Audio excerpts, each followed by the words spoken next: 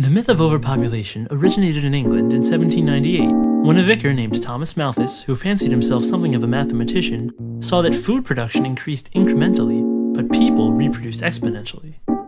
He sat down and did some simple math, and summarily decided that the world would be out of food by 1890. He blamed reduced mortality rates, and recommended killing off the have-nots of society, lest the haves starve to death.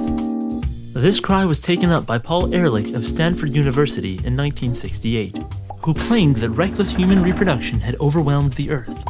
Massive famines would result, which would destroy, best-case scenario, 1/5 of humanity by the end of the 70s, and the planet would follow.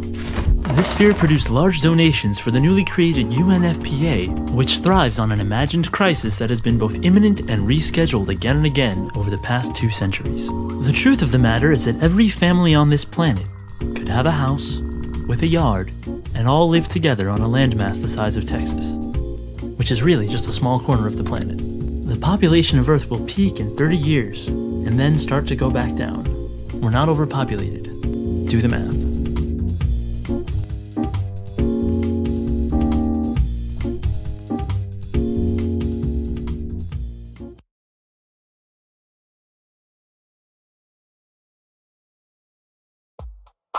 From the time of the cavemen all the way until today, humanity continues to exist because each generation of people has produced another generation to replace itself. Scientists have figured out how many people need to be born each generation to replace the generation before. That number is 1 person per person. All things being equal, this creates perfect demographic balance. Since women are the only ones who can have children, replacing every person on Earth means each woman needs to have 2 children, one to replace her, and the other to replace the man, who cannot have children. The total fertility rate is the average number of children each woman in a society is having. This number shows us if a society is growing or shrinking.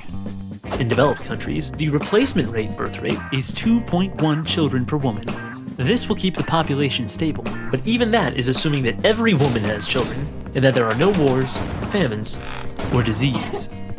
In the real world, disasters happen all the time, and sadly not all children reach adulthood, especially in poor countries. This pushes their replacement rate up to 3.3 children per woman. Since not every woman wants to have children, in order to keep the population stable, some women need to have more than 2.1 children to balance the birth rate with the women who are only having 1, or no children at all. Maintaining this balance is of the utmost importance. If society does not at least replace itself every generation, human numbers begin to fall exponentially. Economic and social problems appear, as elderly people retiring begin to outnumber young people entering the workplace. This is already happening all over the developed world. Many of the world's nations are only barely replacing themselves, while a growing majority have birth rates below replacement, some as low as 1.8 or even 1.2 babies per woman. Many societies are facing a very real danger: extinction.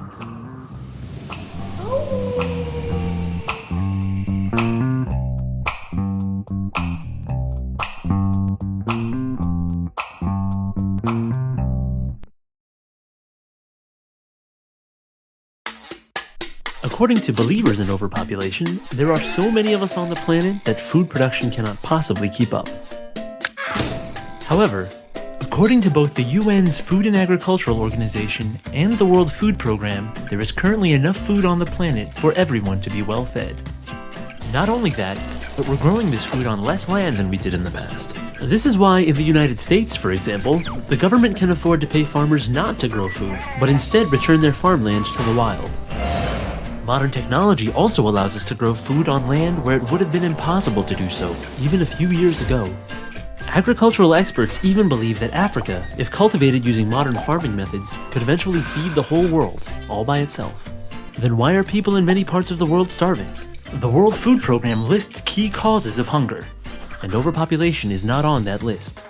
War, one of the leading causes of world hunger, destroys crops and disrupts relief efforts. Widespread poverty prevents many from buying the food that they need, and a lack of infrastructure means that there isn't a reliable way to transport food to areas that need it. This is why reducing the number of hungry people will not make the remaining people less hungry. Those who have access to the food will continue to have access to it, and those who don't will still be hungry. Reducing population will not magically cause food to be spread around equally.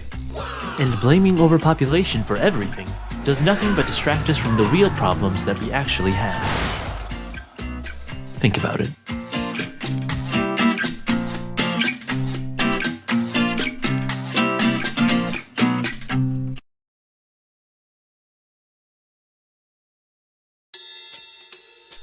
When human beings first showed up on this planet, there weren't very many of us. And we faced a hard life of meeting our basic needs. Chances are, early humans spent a good deal of time hungry, cold, and without shelter. That is to say, poor. According to the World Bank, poverty is when people are deprived of well-being as a result of low income and aren't able to get the basic goods that they need for survival with dignity. How did any of the human race advance beyond poverty? We kept multiplying, and we formed communities. In communities, people stop spending all their time on simple survival, and are able to do things like divide up tasks, share resources, and pool their mental energies to come up with creative solutions to problems. These communities started with families, then grew into extended families, entire tribes, and then finally cities and nations. So what effect has this growth had on poverty? According to demographers, a very good one. In fact, history shows that as our numbers have grown, so has our average standard of living. Scientists measure this standard in everything from per capita income to average amount of calories consumed, even average height. And all of these averages have been increasing. Even though poverty still exists, the percentage of poor people has actually decreased as population has grown. The reason for this is that human beings are not simply consumers, we are producers. This is why, over the ages, we have learned how to do things like produce more food on less land, find better energy sources, and make sure that more people have enough to eat and a roof over their heads. And this is also why, though urban poverty is still a huge problem, statistics show that the poor who move to large communities actually have better chances of rising from poverty than they did in areas where there were fewer jobs and less opportunity. For this reason, poverty is a problem that is not solved by eliminating people. Poverty has always been a problem, even when there were scarcely any people on the entire planet. People are the only proven way out of poverty. Removing them will only leave the poor right where they started. Think about it.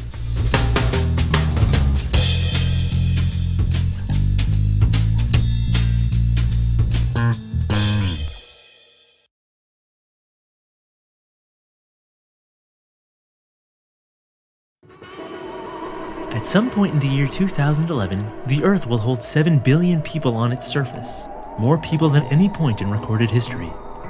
While some welcome this latest member of humanity with excitement, others with fear. When people hear that we've been adding 1 billion people every 15 years, they imagine humanity's growth to look something like this. But 1 billion people isn't as high a percentage of humanity as it used to be. For instance, imagine this roller coaster car represents 1 billion people. If we add another car, or 1 billion more people, our train has doubled in length. But if we want to double the train again, we can't just add one more train car. We'd have to add 2. Every time we make the train longer, 1 train car represents a smaller and smaller percentage of the train. If it takes 15 years to add each new train car, then mathematically speaking, the growth rate is slowing.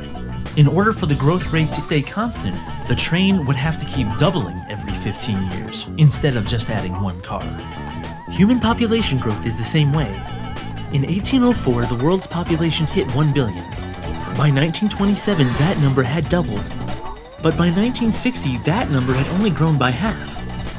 By 1975, it was only growing by a third, and then a fourth, and then a fifth. To see how population growth is slowing down, we look at a number called the global total fertility rate, which is the average number of children each woman is having. And over the last 40 years, that rate has been rapidly falling. According to the UN's current data, the world's population is due to peak in 25 years. After it peaks, it will start to go down. By the end of the century, we'll be losing 1 billion people every 20 years. This year, the world's population will hit 7 billion. In 75 years, we'll be back here again. Think about it.